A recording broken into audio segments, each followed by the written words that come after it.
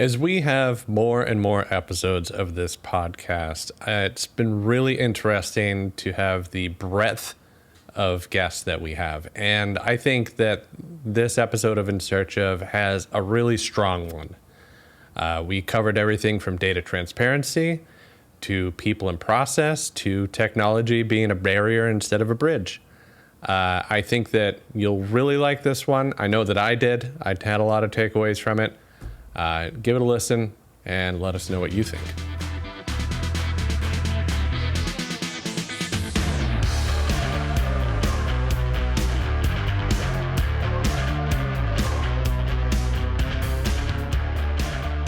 Dan Moore, you know him from his book, Do More, Get More. His TED Talk certainly is your why lie. He's a man with many fingers in many cookie jars.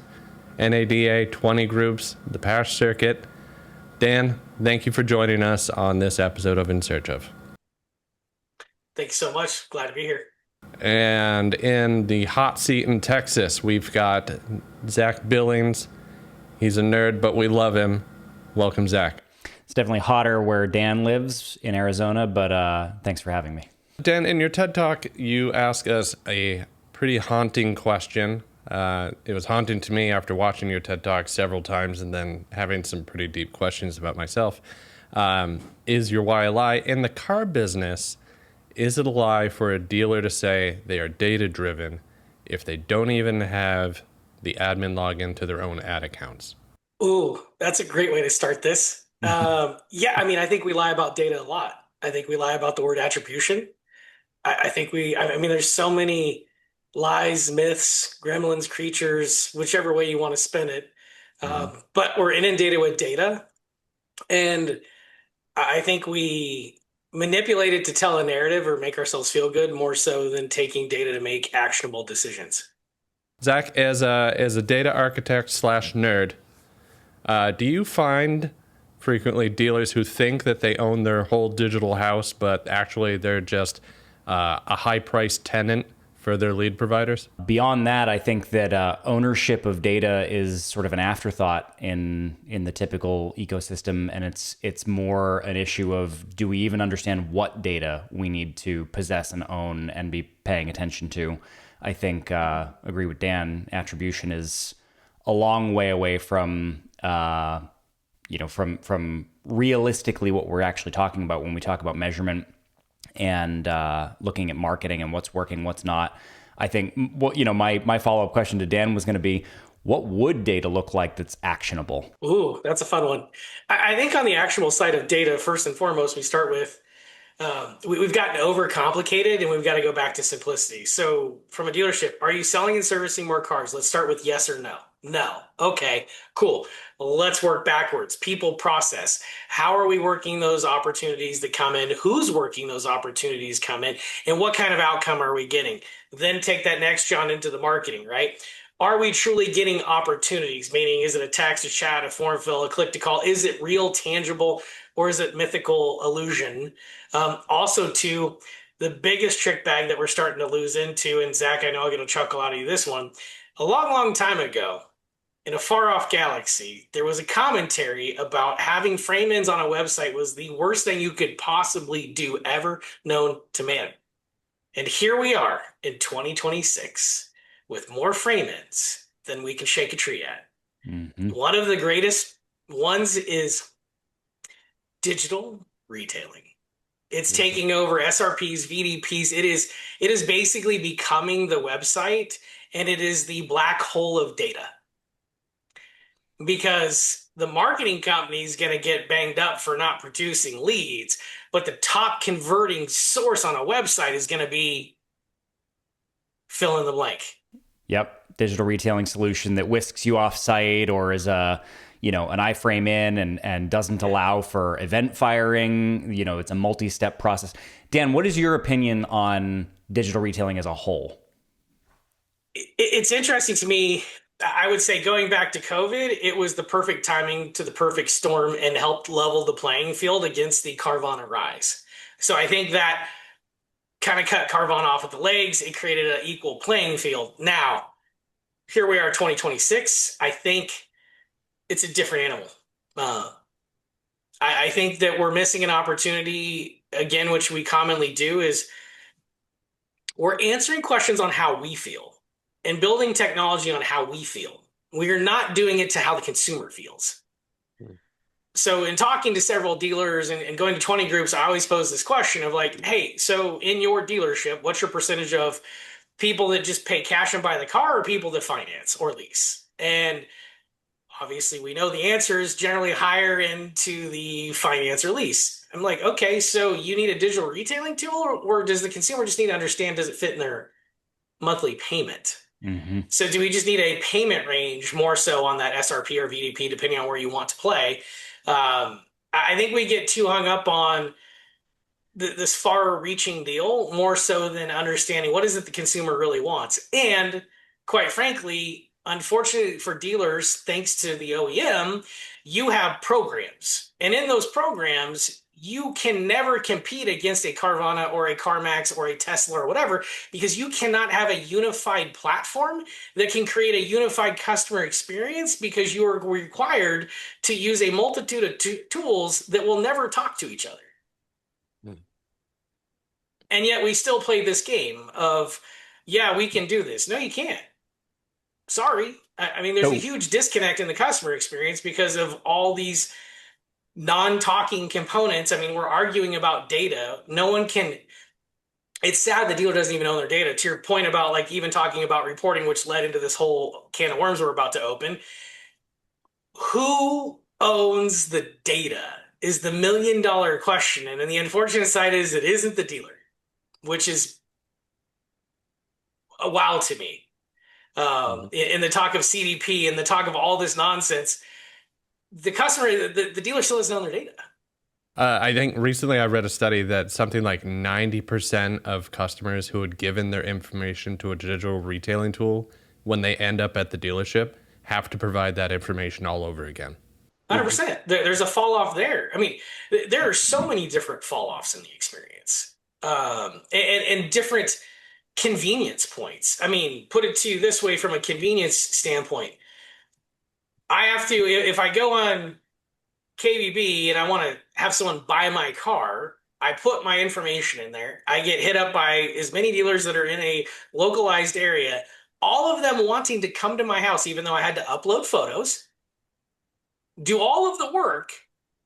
I still got to go see them. I said, well, can't you see the photos? No, I can't see the photos. Well, what? But Carvana, I can get the price online. I never have to go see them. They'll come to my house and pick it up. It's a different experience. And the sad part about it is the dealer can do the same thing. There's nothing stopping the experience. And I don't need the digital retail smoke show to deliver experience. Mm-hmm. That is technology. That is not experience. No, and it's technology getting in the way of experience in many cases. Correct. And that's what I think we get hung up as an industry is we're so enamored by shiny demos and objects that we forget at the end of the day, the dealers are the brand that control the experience of their dealership, both online and offline. Period. So would you say, in your opinion, experience, that a simplified pricing stack rather than a digital retailing solution is superior in most cases? I would say so, because think about the consumer. If you go, and this is back to the reporting thing, if you go into your digital retailing platform and actually look at reporting, tell me there's not a break in that. Yep. When I dig into most of the platforms, you can see the fallout. So what it's telling me is, hey, you're missing the opportunity because of the ARC to give the customer exactly what they want, which is when they're on your page, give them a range of, are they even looking at a vehicle that fits in their budget? Now, obviously, You get more granular because there's soft pulls, there's things that can happen now. But again, do I have to go through this whole process to get that information? Well, and moreover, the consumer, if we just think from a consumer standpoint, do they want to go through multiple steps in a digital retailing tool to get to a soft pull, to finally get, a payment estimation, which they still know is an estimation. They know that they're going to show up at the store and it's going to be different on a piece of paper than what they got on the website. So wouldn't it be better to just show either a payment approximation or a payment range? 100%. And that's the other piece there.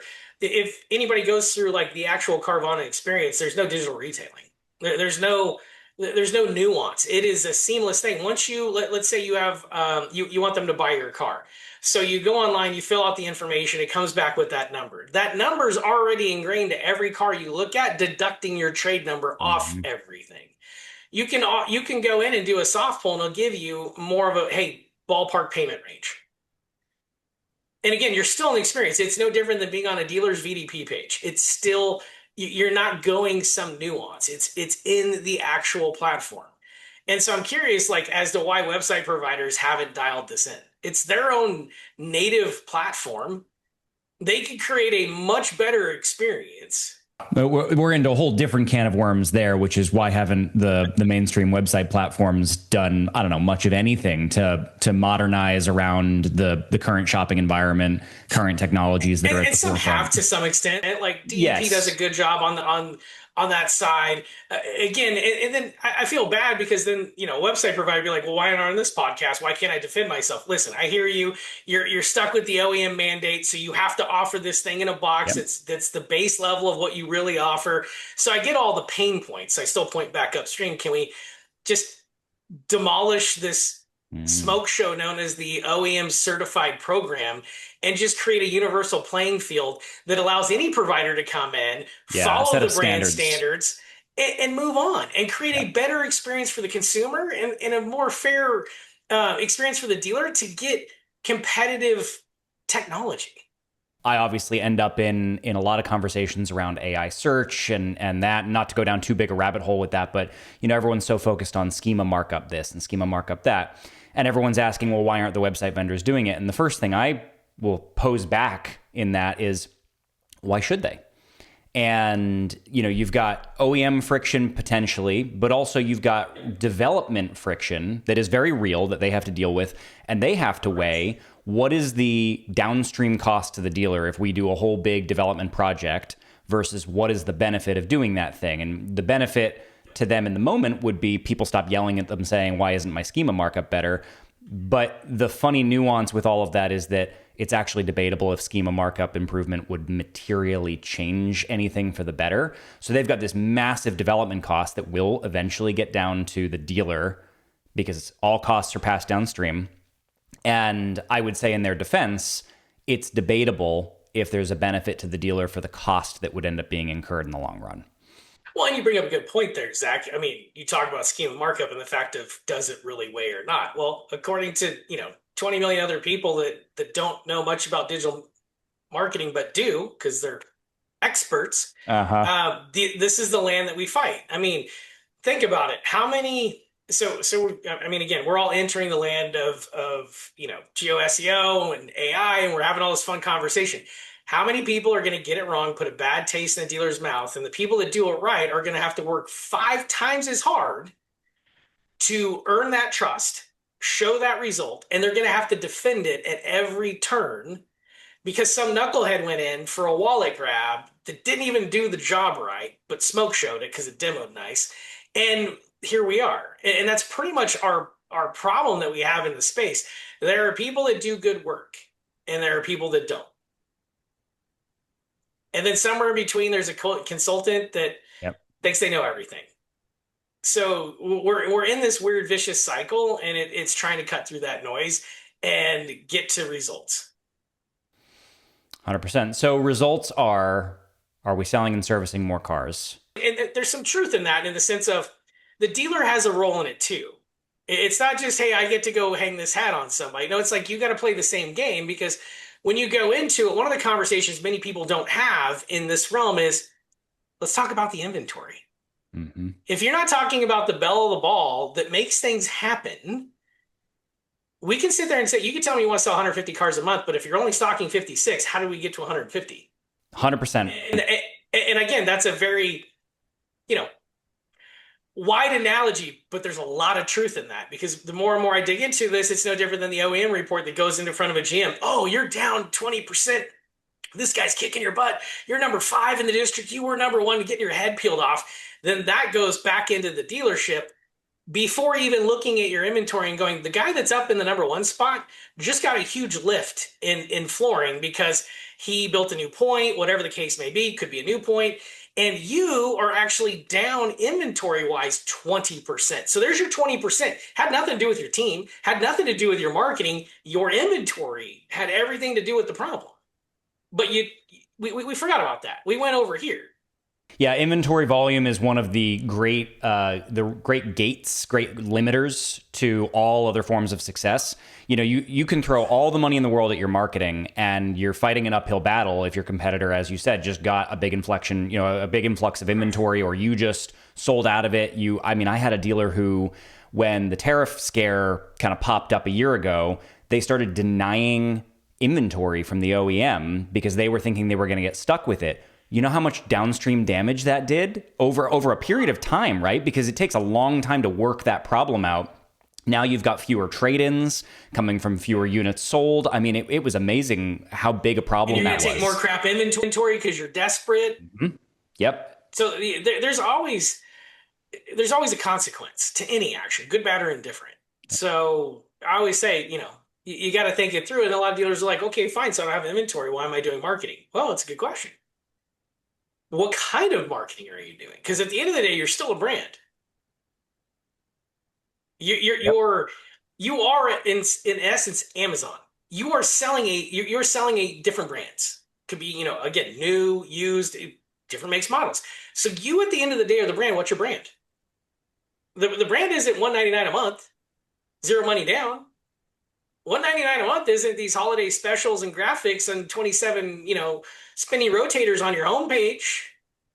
The brand is, we love, because you'll love this SEO one.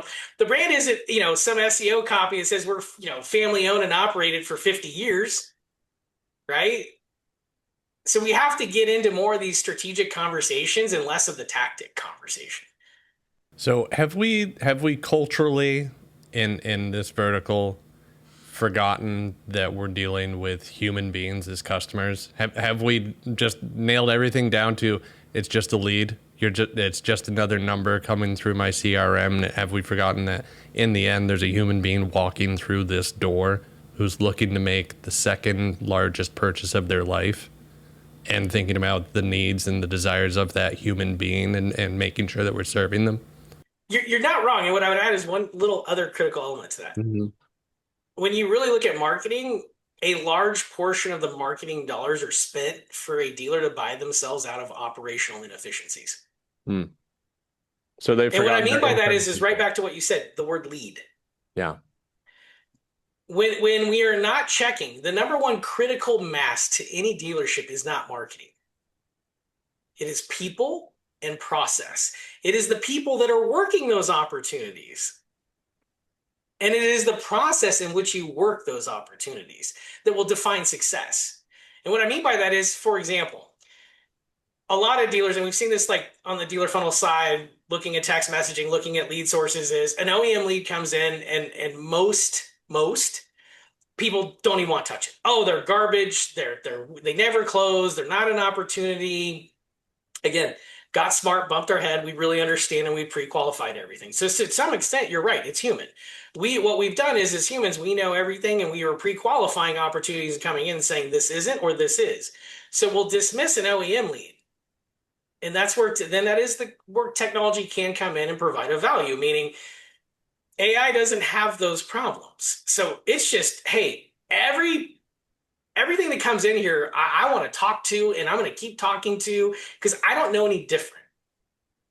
And so what we've got to do is get better on that process side, whereas if your people are really salespeople, and we're in the now business as salespeople, why not give them the now opportunities? You already set the cherry picking by wanting more leads. You're letting them cherry pick. So why not let something that doesn't have that mentality work and get a hand raiser up and then put it in the hands of the person that can actually take it the rest of the way? That would solve kind of the statement that you made is A salesperson, a human, will work another human if there's a real opportunity in their mind, a perceived opportunity. Sure. It's not that they're not human. It's just I don't see that as being an opportunity, so I'm not going to work that right now because I get paid for right now. I don't get paid for tomorrow. Hmm. And so that's So the other thing that we have to do and look at, which is like change is a thing in the industry that everybody runs from, but we are getting to a new shopper, a new generation, a new way of how people operate.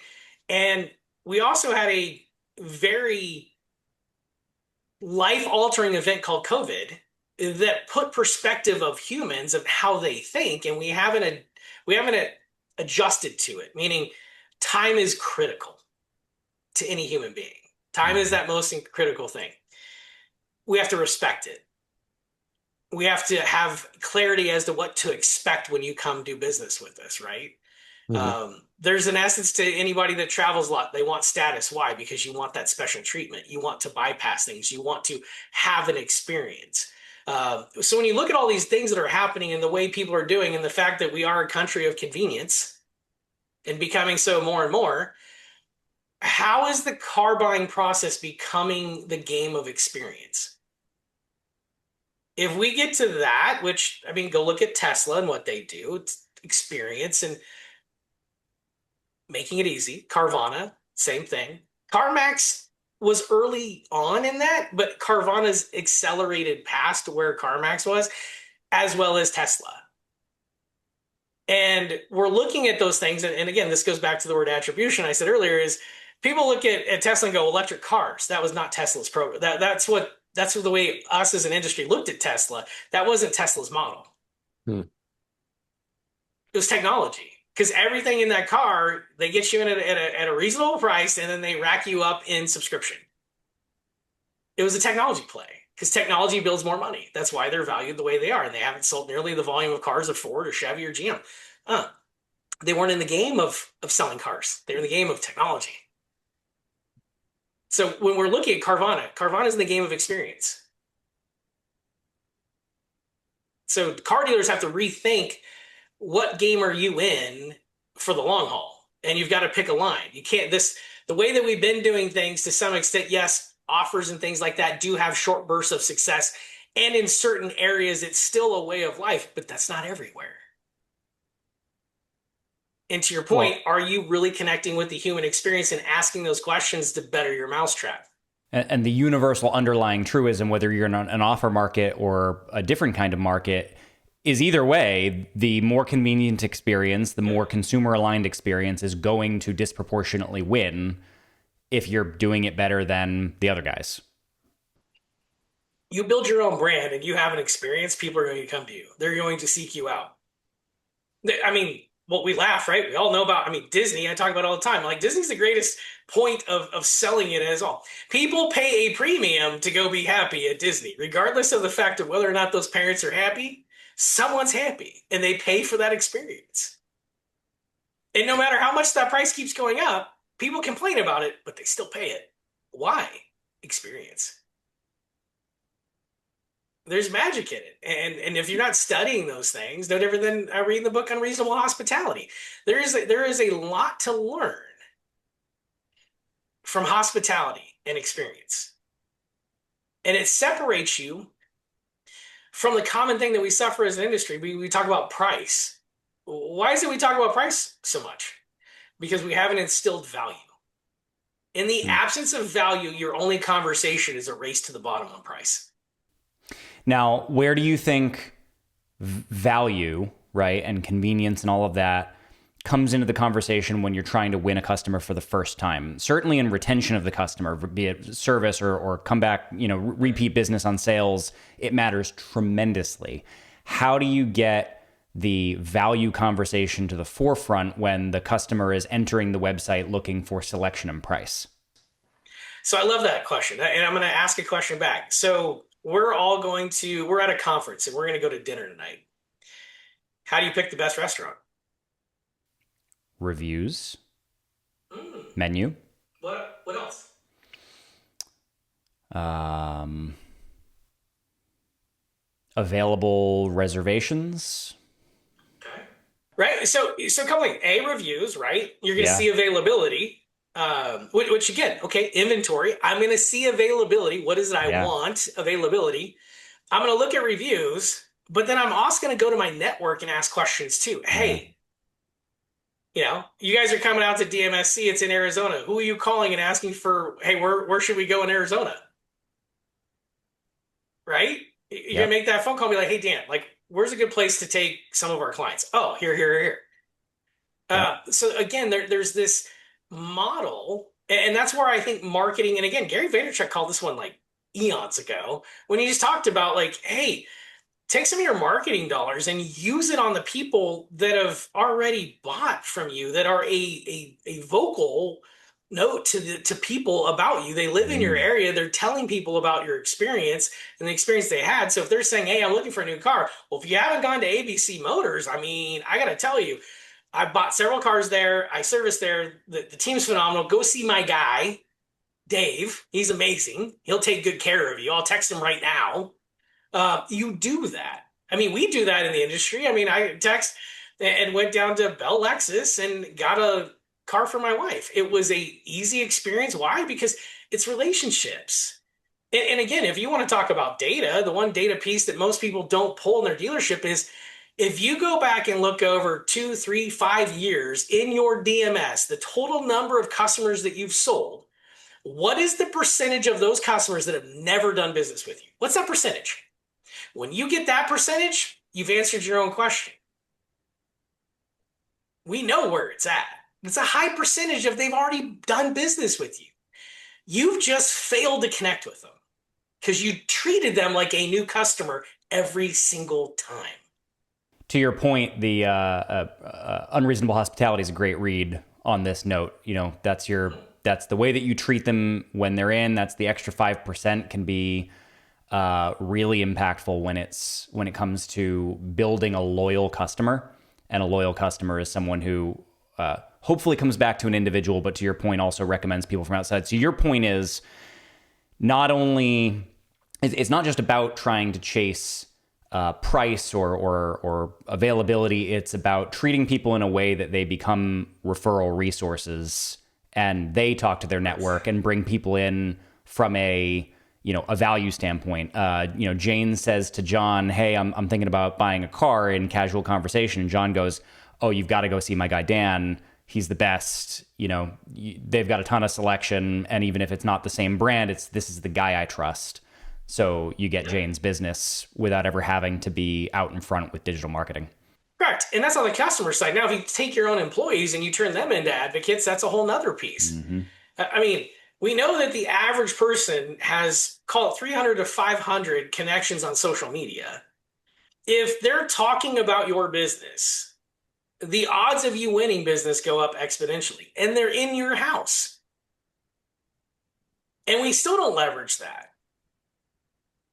Instead, most of the math I do, it's north of 20 some odd thousand people. So when I say, hey, 20, what does it cost you to get in front of 20,000 people? The number's pretty high. I'm like, so here's free. Mm-hmm. And you choose not to do anything. And yes, So no, this- it's not going to happen overnight. You got to put some effort into it. But imagine taking some of your marketing dollars and loving on your people and celebrating them for the wins they bring in, creating some kind of like quarterly raffle or cookout or whatever, and they get some prizes, Xbox, whatever, pay a vacation day. I mean, you can get creative and get people excited because again, COVID really disrupted the fact that not everybody's motivated by money anymore. Yep. They're motivated by a lot of different things, and it's not money. Even though It's funny because in most cases you would end up paying more money to do the spiff, to do the thing, versus some of the simplistic things. If you really just connect with your team and understand what their wants and needs are, it's like a vacation day. What'd that cost you?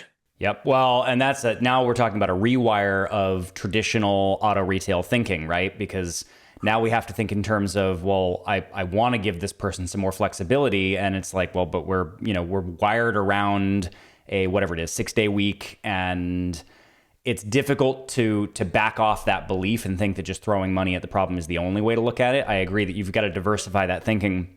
One of our interview questions at Wiki, for instance, is talking to people about their intrinsic motivation. And like that could be money in some cases. There, some people are money motivated, and that's how they're wired mentally, and that's okay. You can build something that works for that person, but other people, that's not so much the case. And to your point, that's more and more something that we're battling in hiring and quality hiring. And then the intangible effect, right? It's easy to say, well, it's going to cost XYZ dollars to spiff somebody for this, and you can weigh that against your marketing dollars.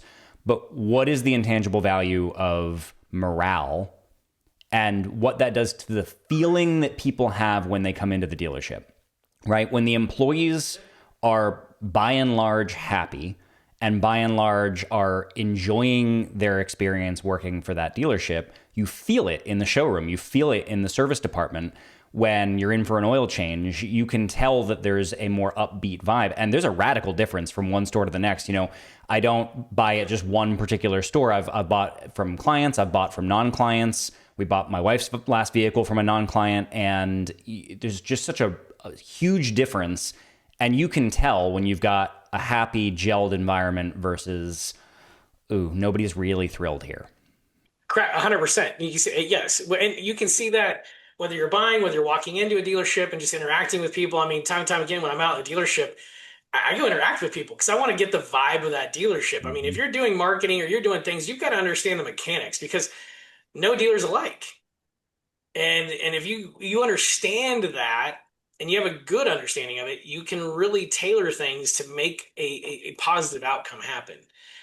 If you just put them in the same old cookie cutter, then there you go. Same old cookie cutter gets the same old result. But when you really get to know how a dealership operates, those things that motivate them, how everybody looks at everything and bring everybody along for the journey, that's where the magic really starts to happen in picking up that momentum. Because again, I agree. You create winning culture. The other piece is calm. Problem is most people, they can't quantify what a winning culture is because there's no real hard metric to it. It's a feeling. Well, and in what time horizon, right? Because if we're thinking 30 days at a time, and to what you said before, if you're thinking only tactical, how do we chase one customer, one lead right now to get the sale rather than thinking strategic, opening up your time horizon to think longer term, thinking about culture, thinking about longer term marketing solutions, thinking about branding. We have to diversify, and nobody would invest their money only in short-term plays and day trade as their entire way of, unless that's what you do as a career, right? Everyone thinks in terms of longer-term solutions in other areas of life. We have to bring that into the dealership marketing ethos, right? The way that we think about this. 100%. Yes. Strategy. We have to get to strategy because right now, for the majority side of it, it's reactionary month to month. Mm-hmm. And it doesn't quite gel because the lead count doesn't say that either. If you get 1,000 lead a month, you close at 10 or 20%, you have that rollover, you get another 1,000. Like there is a perpetual gain if you're paying attention. So month to month isn't really the look. You've got to look in that arc to kind of see, hey, how are we moving things? Because this one change this month because it didn't go as planned could have a big effect on your long range performance because you didn't give it time. Well, and from a measurement standpoint, when we're only measuring 30 days at a time, you've got one of those situations like, oh, well, I had less cars next month compared to my competitor. And all of a sudden you've got a variable that was outside of your direct control, which is throwing you a whole bunch of false information. And all of a sudden we assume, okay, the marketing didn't work. That may not be the problem. And now we're reacting to the wrong input. All right. So if I'm a dealer principal, what questions should I be asking myself to build up the self-awareness to even recognize that I have a people process problem versus a marketing problem versus a CRM problem? What do I have to be looking at the mirror and saying to myself to figure out, like, hey, there's some things that I'm missing here? The funny parts of that question is they already know. Yeah. The better self-awareness question is, am I willing to take action? Okay. Am I willing to say right now, my baby's ugly and I need to go to work? Because I sit in 20 groups and ask that question. I do ask that question. And they know, we know. We know. I'm like, so then you complain about how much you're spending in marketing, and NAD is giving you this number of like what your, cost per lead should be and your cost per vehicle sold should be, and you're complaining about all these numbers, but you're choosing not to take care of that. And you just said that you agreed that's a problem. You agreed. Yep. So therein lies the self-awareness play of it's no different than saying, hey, like I need to lose a few pounds. Like I know I have to. The reality to any decision is it important? In this moment, do you deem it important enough to finally say that that's a priority? Because every time we make excuses, it's just our own human nature to just say it's not a priority. Because if it is a priority, it gets done. And we see that happen. See it in your day-to-day life. If you make it a priority, hey, today I'm going to do X, and you do it, you made it a priority and you completed it. But if you continue to talk about it, you need to have an honest conversation. This is more where the self-awareness comes in. If you keep talking about the problem and you're choosing to do nothing, then you need to be honest with yourself, look in the mirror and say, I'm saying that this isn't a priority because my actions are not doing anything about it. So you're either saying it's not a priority right now and put it in its realistic place and continue on with what you deem are the priorities and move on. Or you say, I'm done talking about it. It's a priority. We need to move this thing along. How do we, as people on the outside looking in, help kick these guys in the pants and get them to start moving down this line? How do we, or how better do we support them to feel like, hey, it's safer for me to be able to make these decisions and push into this? Yeah, so that is a great question. And I would say one of the things that I've kind of attacked on that point is when I'm in these meetings with dealers and we're having this conversation, I say no matter who the vendor you choose is, you have a choice. You have a choice to keep them on their heels and play the defensive game, or you have the opportunity to say, "Hey, here's the problem I'm trying to solve. Help me solve it." Your choice on which side of that you want to be on. Now, if the vendor doesn't give you the customer service or the experience you're looking for and doesn't show up with real intent of helping you solve that problem, totally different conversation. Hmm. But we spend most of our calls, and you guys know this, you get on a call, what is the percentage of time you are defending everything you're trying to do to help the dealer? You're defending. And you're spending more time in the defense and a recommendation from a dealer that's not a marketer. And that's what I told you. I'm like, the first line of defense is, hey, I understand people take advantage. Got it. There's a way to sniff that out. But we've got to go into this conversation together with a strategy, agree on it. And I think the magic to it is before you go launch, you have a meeting of expectations. Here are the collective expectations. Me, as your provider, here's my expectations for you, and I want to know your expectations for me.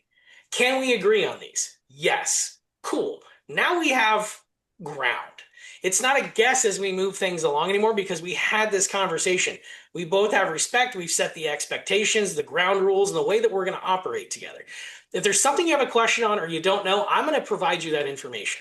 If you don't believe it, then we will find a way to show that transparency. Whether we just give you, here you go, we're logged in, here's Google, right? Whatever. There just has to be this game of if we're going to move forward, then we've got to move forward together. If we don't have trust out of the gate, then why are we even doing business? And if all you're going to do is hold me to the fire every time just because you want to play like somehow I'm doing some kind of magic and fluffing something, then why are we even doing business? Yep.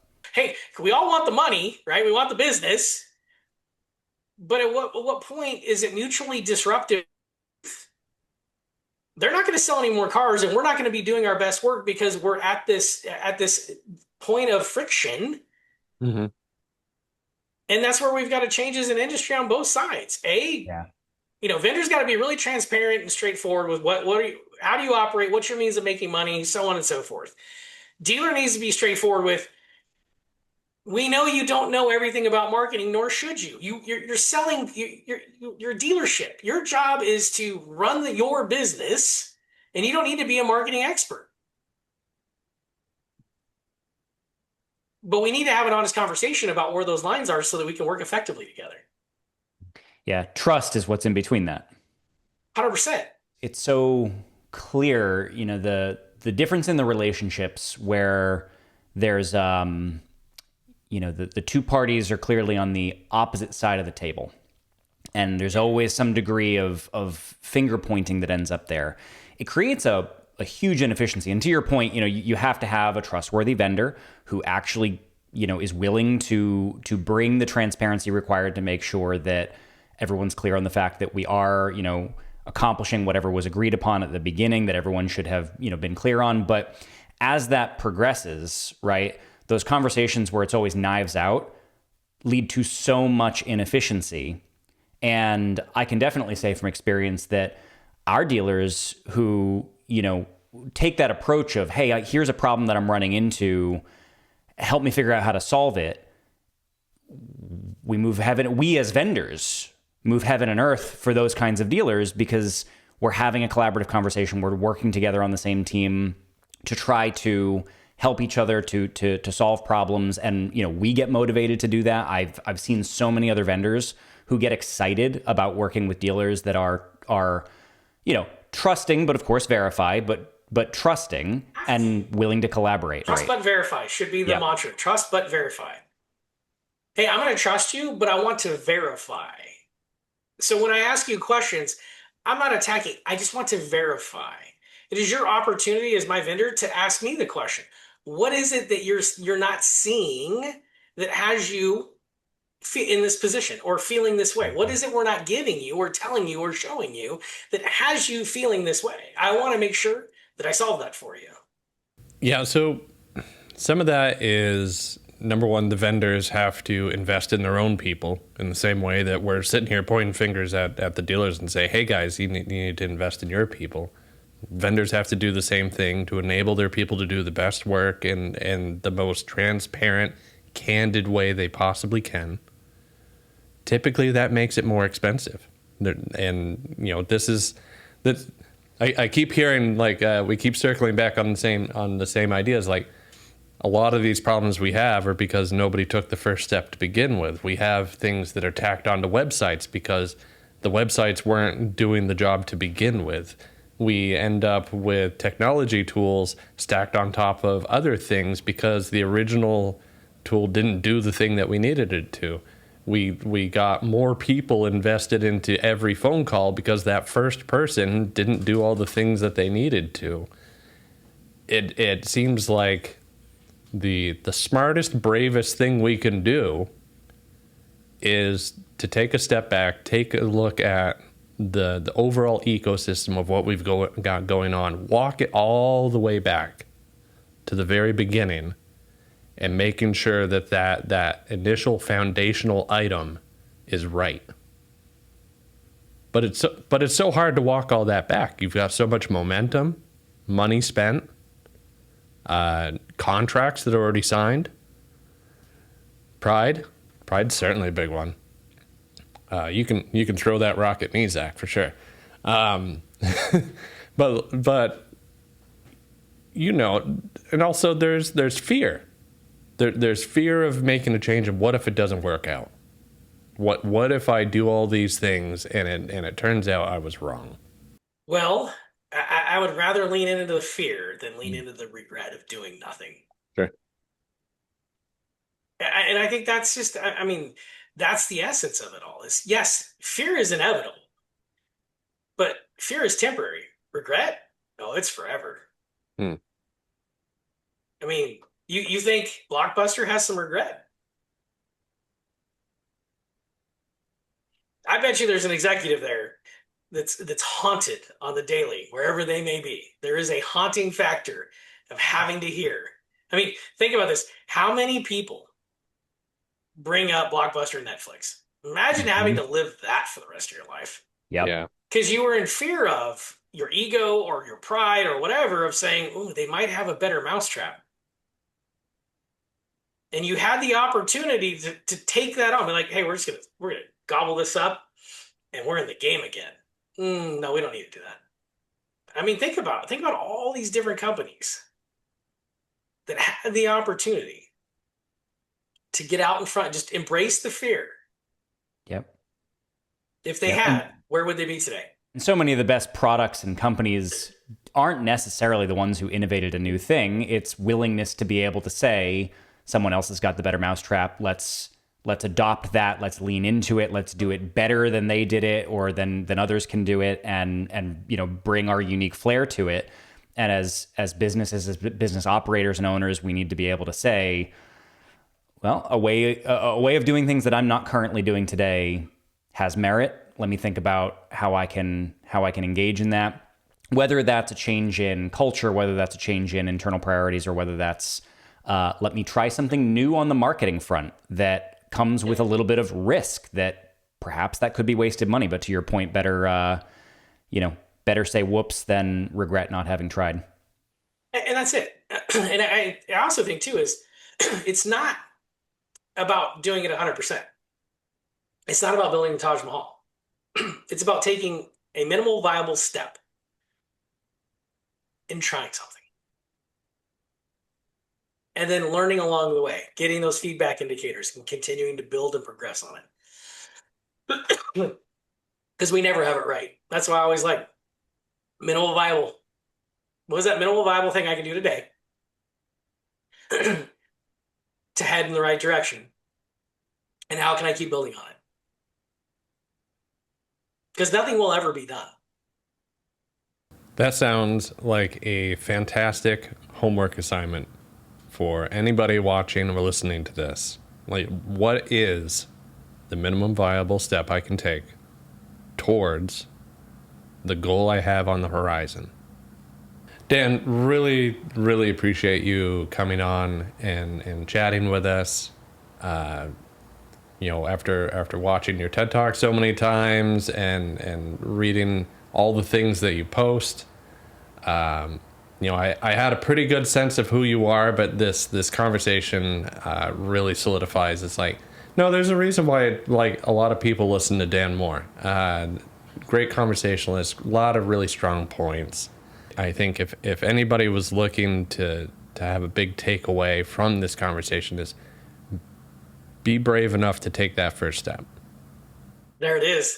I mean, absolute pleasure being on the show. I thank you guys for having me. This has been, these conversations are always fun. Yeah.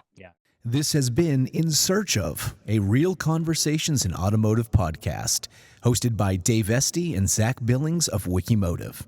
In Search Of is a Wicked Media production, with audio-visual engineering by Farrell McElravy, produced by Jason Cook.